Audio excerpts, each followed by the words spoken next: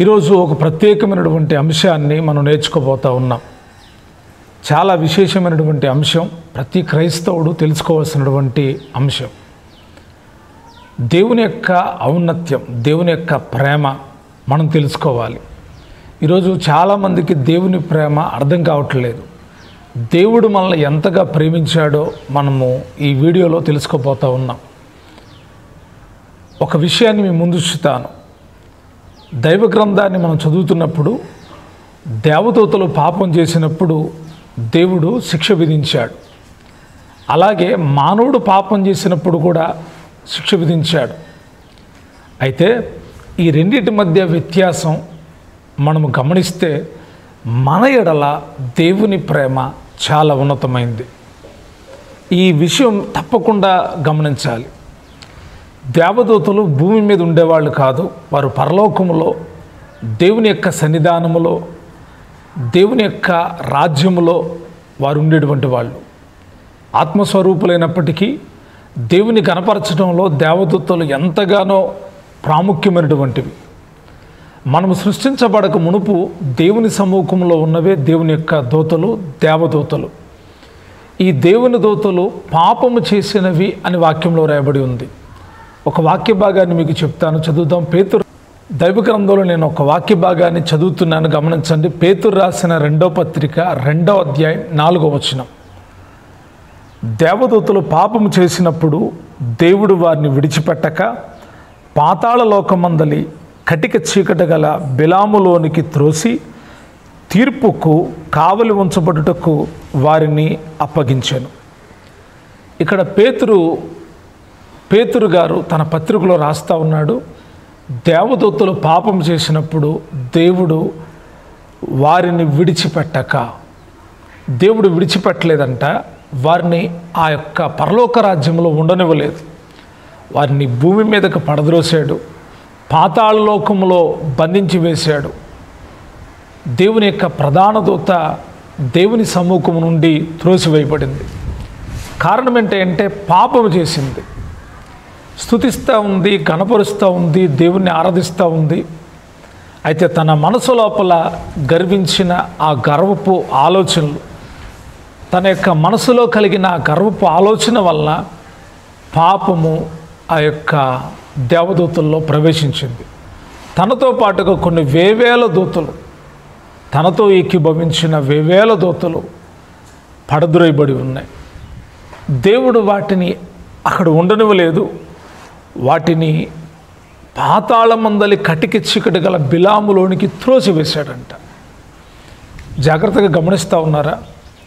దేవుని సమ్ముఖంలో దేవుని చేత మొదటిగా సృష్టించబడినవి దేవుని యొక్క దూతలు. ఆ దూతలు త్రోసివేయబడ్డాయి. ఇప్పుడు మన విషయాన్ని గమనిద్దాం. మనము దేవుని సమ్ముఖంలో లేము, దేవుని సమ్ముఖం మనకు తెలియదు. మనం కూడా 2 రకాలుగా ఆలోచించాలి. మానవ జాతిలో పాత నిబంధన గ్రంథంలో కనబడే మనుషులు, అలాగే క్రొత్త నిబంధనలో కనబడే మనుషులు. ఈ 2 రకాలు వేరు. పాత నిబంధనలో ఉన్న మనుషులు, క్రొత్త నిబంధనలో ఉన్న మనుషులకి ఇవ్వబడిన వాగ్దానాలు వేరు. పాత నిబంధనలో మానవుడు పాపం చేశాడు.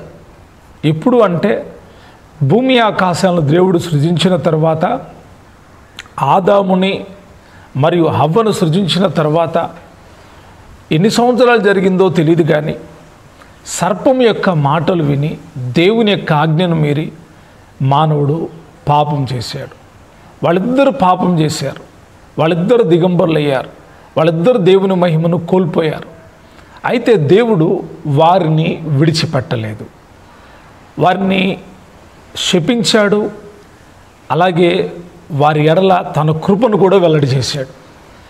దేవదూతలను పడద్రోసి కటిక చీకటి బిలాములో వదిలివేశాడు, విడిచిపెట్టాడు. దేవునికి వ్యతిరేకమైన శక్తులుగా ఈ యొక్క దేవదూతలు మారిపోయినాయి. అయితే మానవుడు దేవుని దగ్గర తన తప్పిదాన్ని ఒప్పుకోలేదు. దాని పర్యవసనం ఏంటంటే వెలివేయబడ్డాడు. ఎక్కడి నుంచి? ఏదేను తోట నుంచి వెలివేయబడ్డాడు. వెలివేయబడక మునుపు దేవుడి యొక్క మహాకృప ఏంటంటే దేవుడు చర్మపు చొక్కాయలు చేయించి ఆదాము అవ్వలకు తొడిగించాను అని వాక్యంలో రాయబడి ఉంది. మనం గమనిస్తూ ఉన్నామా? మన మీద దేవుని యొక్క ప్రేమ ఎంత గొప్పదో. దేవదూతల కంటే మనము శ్రేష్ఠులమా? అవును, దేవుడు మనల్ని శ్రేష్ఠులుగా ఎంచుతూ ఉన్నాడు. దేవదూతలకి దేవుని యొక్క పోలికలు లేవు, కానీ మనకు దేవుడు తన పోలికనిచ్చాడు. తన సారూప్యమందు మనం సృజించాడు. మన ఎడల ఆయన చూపిన ప్రేమ అమోఘమైనది, వర్ణింపలేనిది. ఆయన ప్రేమ విశేషమైంది. దేవదూతల కంటే దేవుడంట మనల్ని చాలా విశేషమైన మనుషులుగా చేశాడు. కీర్తనాకారుడు అంటాడు, దేవా, నరపుత్రుని దర్శించుటకు వాడే పాటివాడు, నువ్వు సృజించిన వాడే కదా, మహిమా ప్రభావములు కిరీటంగా ధరింపజేసావు, నీకంటే కొంచెం తక్కువనిగా చేసావు, అతన్ని జ్ఞాపకం చేసుకోవడానికి వాడే పాటివాడు అంటున్నాడు. నిజమే, మనం ఏ పాటి వాళ్ళు మనల్ని జ్ఞాపకం చేసుకోవడానికి? పాత నిబంధన భక్తులు వారి పాపాల నిమిత్తం పాప పరిహారార్థంగా రక్త బలులు చెల్లిస్తూ వచ్చారు. అయితే క్రొత్త నిబంధన కాలంలో యేసుక్రీస్తు ప్రభువారు ఈ లోకానికి వచ్చి మానవులందరి నిమిత్తం ఒకే ఒక బలి చెల్లించాడు. ఆయన యాగమైపోయాడు. ఆయనే బలి పశువుగా, ఆయనే బలిపీఠం మీద నిలిచి వధించబడిన గొర్రెపిల్లగా కనబడుతూ ఉన్నాడు. ఎందుకు అంటే మనము పాపులమంట. అపోస్తలుడైన పౌలు గారు ఒక చక్కటి మాట అంటాడు, చదువుదాం. రోమీలకు రాసినటువంటి పత్రిక 3వ అధ్యాయం 23వ వచనాన్ని చదువుతున్నాను, గమనించండి. ఏ భేదము లేదు, అందరూ పాపము చేసి దేవుడు అనుగ్రహించు మహిమను పొందలేకపోవచ్చున్నారు. ఏ భేదములు లేదు, అందరూ పాపము చేసి దేవుడు అనుగ్రహించు మహిమను పొందలేకపోతున్నారు. దేవుడిచ్చే ఆ మహిమను పొందలేనటువంటి ప్రజలకు యేసుక్రీస్తు ప్రభువారి ద్వారా గొప్ప మహిమ కలుగుతూ ఉంది, గొప్ప రక్షణ కలుగుతూ ఉంది, గొప్ప విడుదల కలుగుతూ ఉంది.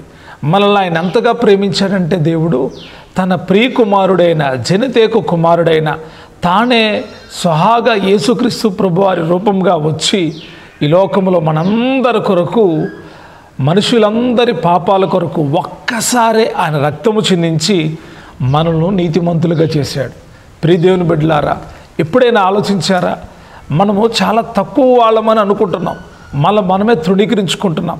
దేనికి పనికిరాని వారమని, నిషేధించబడిన వాళ్ళమని, మనల్ని ఎవరు పట్టించుకోవట్లేదని అనుకుంటున్నాం.